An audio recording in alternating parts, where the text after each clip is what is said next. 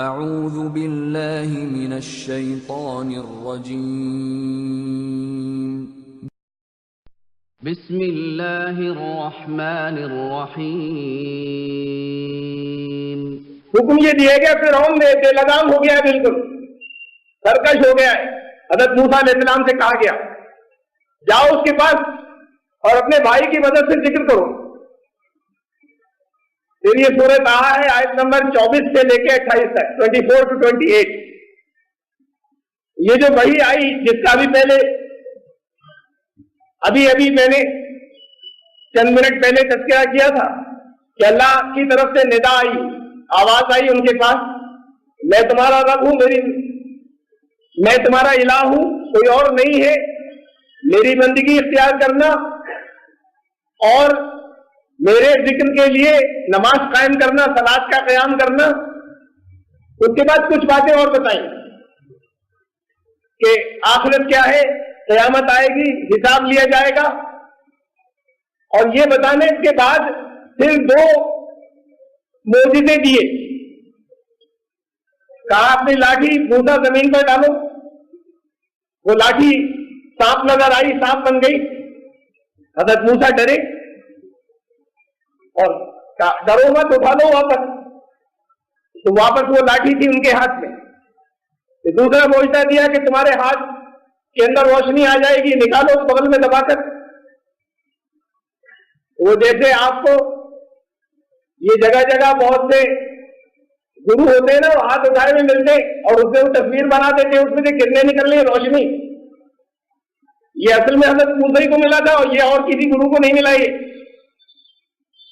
زندگی میں ہم بعض لوگوں کو جانتے ہیں، ملے ہیں ان سے، جو اب بہت بڑے گرو بن گئے ہیں اپنے اس دنیا سے گزرنے کے بعد غیر مسلموں میں، اور ان کا ہاتھ اٹھا ہوا ہے اور اس میں سے روشنی نکل رہی ہے۔ آشیرواد کی طرح ہاتھ اٹھا کر یہ تصویریں بناتے ہیں۔ یہ دنیا میں صرف حضرت موسیٰ کے ساتھ ہوا تھا۔ یہ تو جنہیں میں جانتا ہوں 2 کروڑ کم ایسے لوگوں کو جن کی تصویریں ان کے ہاتھ میں کچھ نہیں تھا، میں نے ہاتھ ملائے، میں ملا ہوں ان سے۔ ان کو جو دنیا زندگی میں جانتے تھے وہ جانتے تھے کہ ہاتھ میں کوئی روشنی نہیں تھی، ان کا ہاتھ دکھایا جاتا ہے کہ روشنی نکل رہی۔ بہرحال حضرت موسیٰ کو یہ 2 معجزے دیے، اور معجزے دینے کے بعد پھر اس کے فوراً بعد یہ فرمایا اذهب الى فرعون انه طغى، یہ جو آیات ہے، اب جاؤ فرعون کے پاس، وہ بے لگام ہو گیا ہے، سرکش ہو گیا ہے، ساری حدیں توڑ بیٹھا ہے۔ حضرت موسیٰ نے عرض کیا قال رب اشرح لی صدری، میرے سینے کو کھول دیجئے میرے لیے، ویسر لی امری، بہت مشکل کام ہے، آسانی پیدا فرمائیے۔ وہاں پلے تھے، فرعون کے گھر میں پلے تھے، اللہ نے وہیں پلوایا تھا، پھر اس بستی کو چھوڑ دیا تھا، مدین میں جا کر رہے، بڑے ہوئے، وہاں 8 سال سے زیادہ رہے، نکاح کیا، واپس آ رہے ہیں، واپس آتے میں حکم ہوا کہ فرعون کے پاس پہنچو۔ واپس ہو سکتا ہے کہ وہاں نہ جاتے، مصر جاتے تو خاموشی سے ادھر ادھر ایسی زندگی اختیار کرتے کہ پتہ نہ چلتا، اگر وہیں پہنچنا ہے تمہیں۔ حضرت مریم، میں ملتے جلتے واقعے کی مثال دے رہا ہوں۔ حضرت مریم بغیر کسی مرد سے ملے پریگننٹ ہو گئی، حاملہ ہو گئی، بہت گھبرائیں، اور انہوں نے کہا کہ اے اللہ، اس سے پہلے یہ جو کچھ میرے ساتھ ہوا، یا تو میں پیدا ہی نہ ہوئی ہوتی یا بھولی بسری ہوتی، یعنی کوئی جانتا ہی نہیں مجھے۔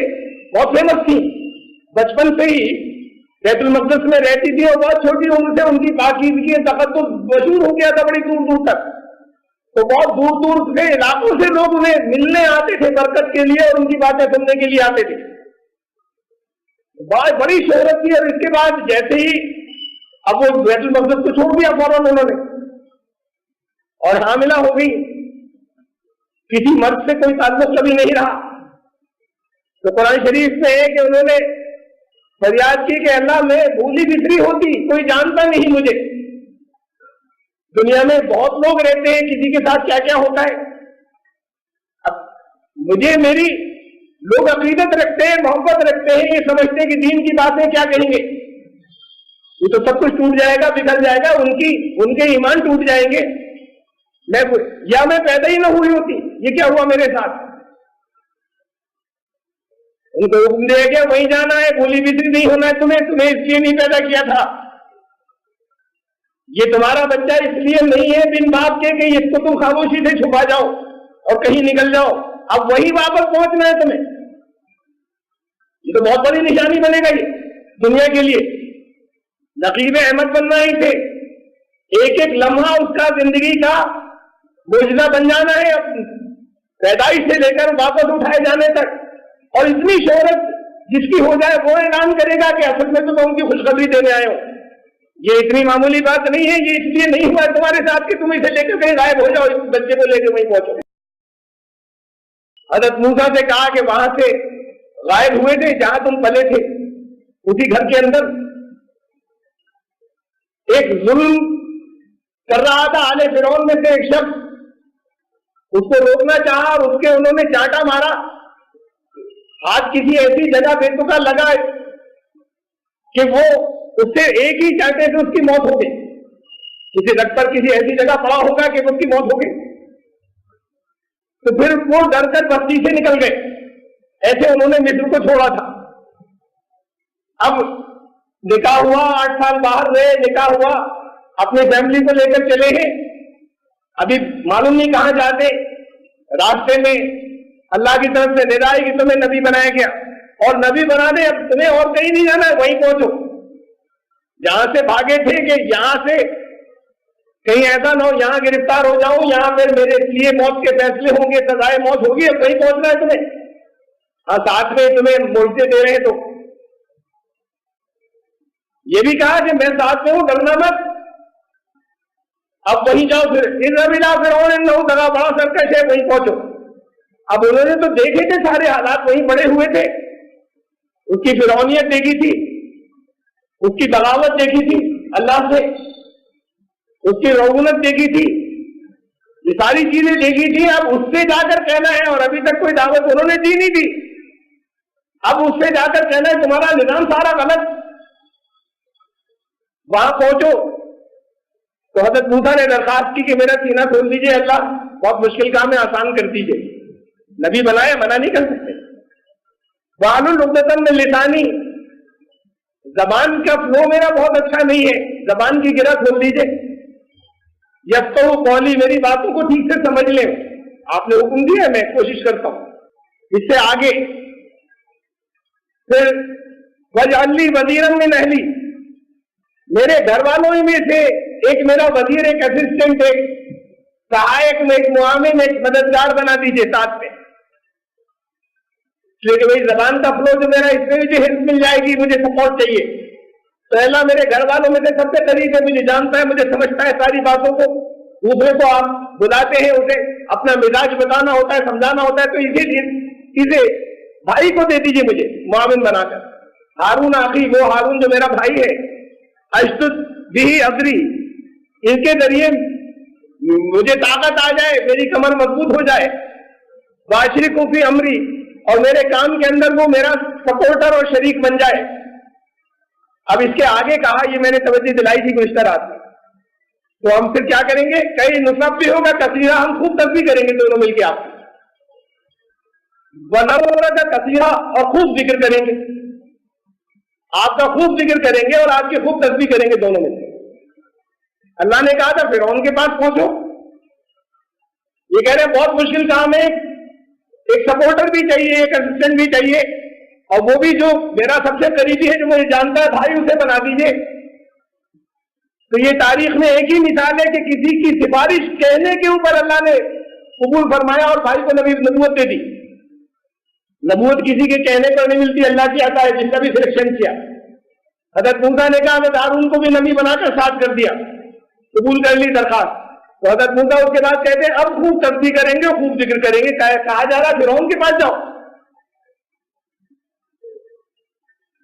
और तस्बीह यही होती है, अगर जिक्र अगर यही होता है जो आम लोग जानते हैं, तो ये तो वो कर सकते थे अकेले।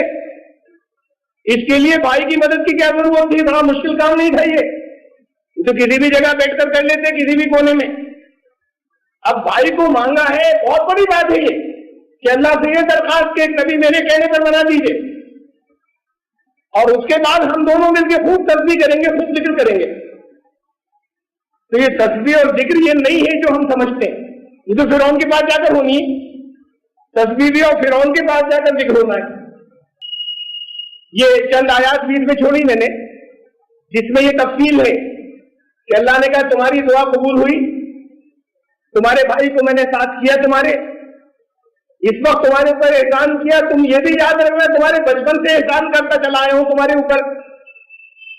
فرعون تو جو بچہ پیدا ہوتا تھا اگر لڑکا ہوتا تھا تو وہ مروا دیتا تھا تمہاری قوم کے بنی اسرائیل کے لوگوں کو، میں نے اسی کے گھر تمہیں بلوایا، وہ انتظامات کیے کہ خود اس نے پالا، تو وہ احسان کیا تھا تمہارے اوپر، یاد رکھنا۔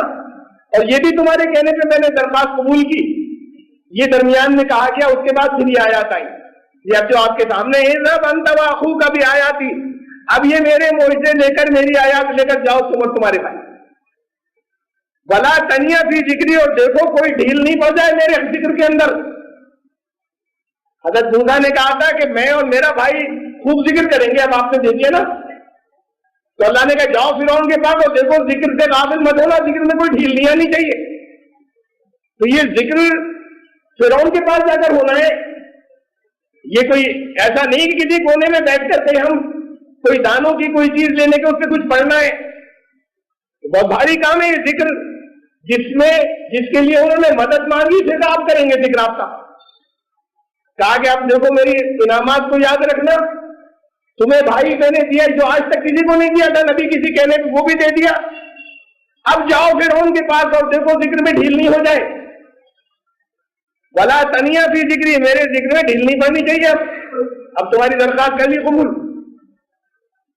اذهبا الى فرعون انه طغى، دونوں جاؤ فرعون کے پاس، یہ فرعون سرکش ہو گیا ہے، اور پھر اتنی اور ہدایت کی، فقولا لہو قولا لینا، نرم زبان میں کرنا بات۔ اب تمہیں یقین دلا دیا نا کہ میں ساتھ میں ہوں تو ڈر کی ضرورت نہیں ہے، جا کے ججو نے ڈر تو ہے، اللہ نے کہہ دیا کہ کسی ڈر کی ضرورت نہیں ہے، ساتھ میں ہے اللہ، اس میں اکڑ نہیں ہوگی، جا کر بات نرمی سے کرنا، بہت سرکش ہے اتنی جگہ لیکن بات نرمی سے کرنا۔ لعلہ یتذکر، لعلہ یتذکر، پھر لفظ ذکر آ گیا، ہو سکتا ہے وہ بھی ذکر کرنے لگ جائے۔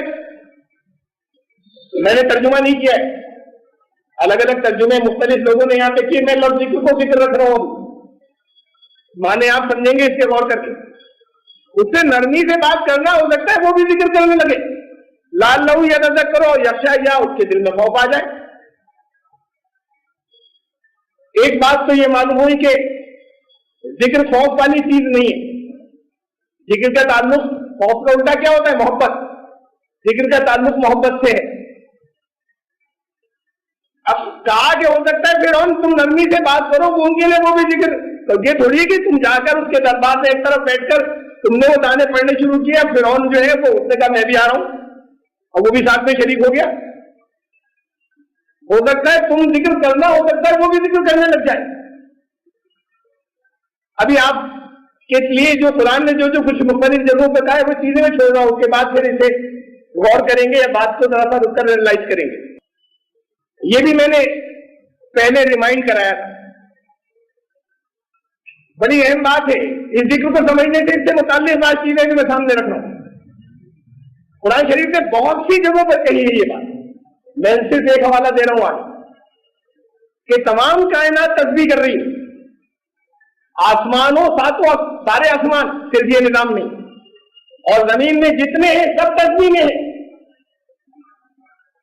کہیں یہ نہیں کہا کہ یہ سب ذکر میں ہے، کسی ایک جگہ بھی نہیں کہا، یہ سب تسبیح کر رہے ہیں۔ تو اس کا مطلب ذکر بہت اعلیٰ درجے کی چیز ہے، ذکر اور تسبیح ایک چیز نہیں ہے، اور تسبیح بھی یہ نہیں ہے، ذکر اس سے اور اونچے درجے کی چیز ہے، ذکر صرف انسان کے لیے، کہیں ہمیں نہ فرشتوں کے لیے بھی نہیں ہے، اور با اختیار مخلوق ہے جنات، وہاں پہ بھی ہمیں ذکر کا نام نہیں ملتا، انسان کے لیے ہے ذکر۔ یہ سورہ جمعہ کی پہلی آیت کے الفاظ ہے، اور بہت سی جگہوں پر آیا قرآن شریف میں، یسبح للہ ما فی السماوات و ما فی الارض، آسمانوں اور زمین میں جو کچھ بھی ہے، بے جان بھی، خالی جاندار نہیں، کائنات میں جو کوئی ہے سب تسبیح کر رہے ہیں اللہ کی، سب نے اللہ کی تسبیح کی ہے، سب اللہ کی تسبیح کر رہے ہیں. کہ یہ بات میں نے ابھی کہا آپ سے کہ یہ بات بہت سی جگہوں پر قرآن نے کہی، لیکن کہیں ایک جگہ بھی یہ نہیں کہا کہ یہ سب ذکر کر رہے ہیں. ذکر ذات اعلیٰ درجے کی چیز ہے. وقال الرسول يا رب إن قوم اتخذوا هذا القرآن مهجورا